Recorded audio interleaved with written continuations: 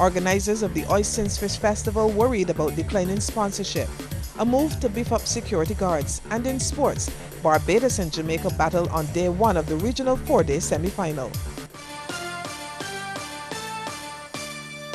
Credible, balanced, committed. This is the CBC Evening News. Good evening, I'm Misha Arthur with the Saturday, April 19th edition of the CBC Evening News.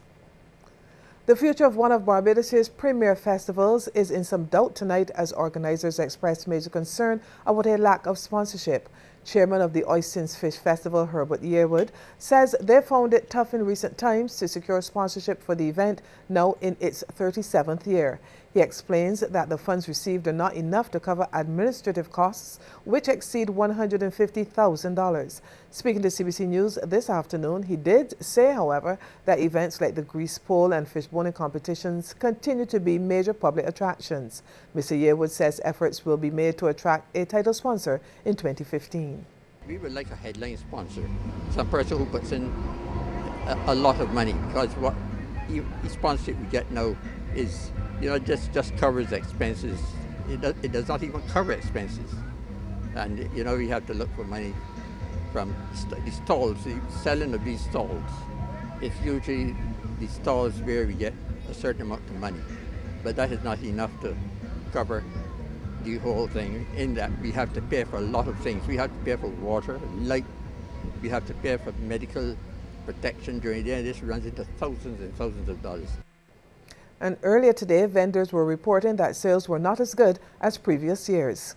So far for the day has been really slow, but hopefully it should pick up later, and by tomorrow as people come, it should pick up. Business in the past was much better than now because, the economy, everything, but we still come out and support Oistins Fish Festival and, come out to make sales and stuff.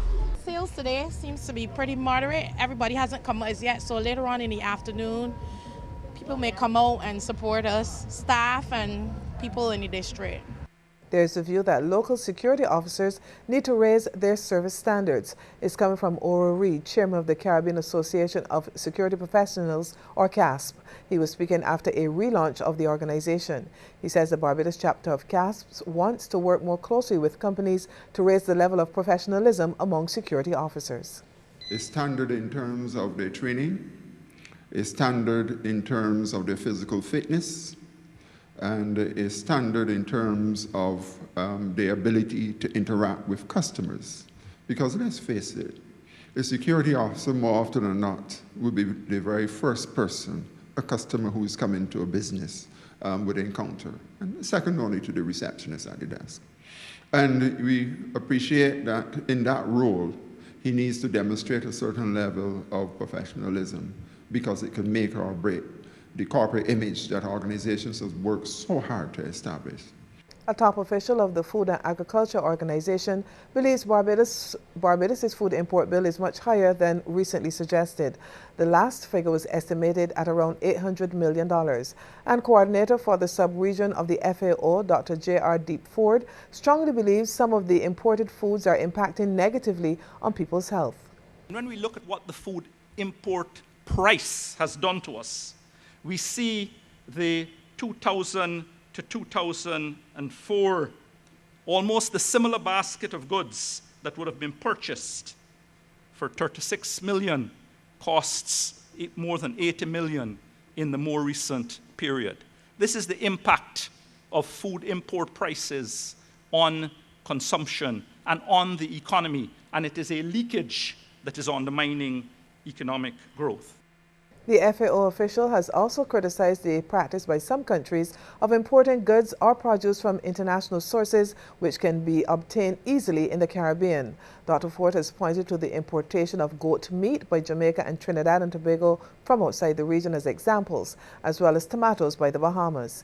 He wants efforts made to curb the practice. On a positive note, the FAO official has welcomed recent efforts to develop the cassava industry.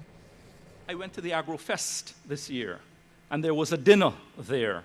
And at that dinner, everything that was served was based on cassava.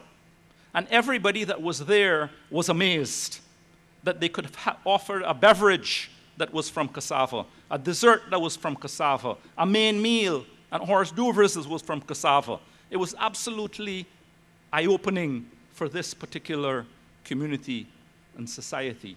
A few months before that, at the Caribbean Week of Agriculture, we had 47 dishes prepared and demonstrated on the basis of cassava. Cancer patients in Barbados now have access to a new cancer treatment drug, and its Cuban developers believe it will decrease the symptoms associated with the disease. It's called Vidatox. The over-the-counter product is derived from the venom of the blue scorpion, which is indigenous to the Northern Caribbean island. Vidatox was launched in Barbados recently and is available at Lewis Drug Mart.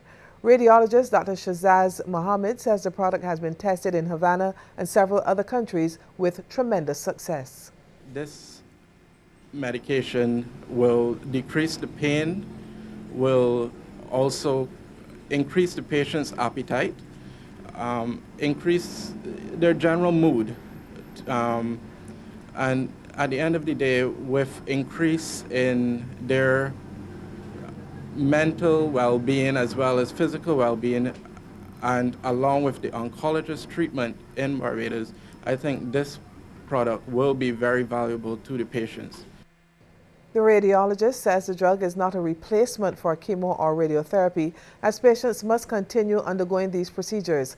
Dr. Mohammed says a number of doctors on the island have welcomed the new drug. Remember, this has now come onto the market. So some homeopathic doctors have agreed, but the ones at QEH, they're reading the literature, they're making sure that, it's legit before use, but haven't gotten any negative feedback so far. But remember, this is still in the early stages of the product launch. Barbadians are continuing to participate in events marking Holy Week. Tomorrow is Easter Sunday, and Christians will gather at churches around the island to celebrate the resurrection of Jesus Christ from the dead. Yesterday, Good Friday, many Christians commemorated Jesus' crucifixion and death, among them members of the St. Dominic's Roman Catholic Church based at Maxwell. They reenacted the story in a performance of the 14 Stations of the Cross in Oistins Christchurch. Roman Catholic Bishop of Bridgetown, the Most Reverend Monsignor Jason Gordon, described the event as amazing, lifelike, and realistic. It has allowed the participants to feel as if they were in the Passion. It has brought the Passion to the streets of Barbados, and it has allowed the Passion to become alive and real in the minds and imaginations of many, many people who witnessed this. And not just those who came out to witness, but those in their houses that looked on, those who came out to see tourists walking down the streets, all invited to participate in the Passion of Christ. Wonderful event. New York police have arrested a suspected gunman in connection with the shooting of a 13-year-old Haitian boy in broad daylight on Monday.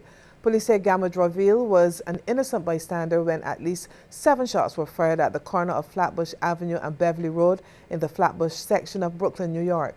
Police said the boy, who sings in his Brooklyn church choir, was hit in his right eye and ear by bullets fired by the suspected gunman, who was attempting to shoot another man. Police have arrested 21-year-old Kareem Putamon, charging him with attempted murder, assault, criminal possession of a weapon, and reckless endangerment. Putamon, who has 13 prior arrests, is being held on $200,000 bail.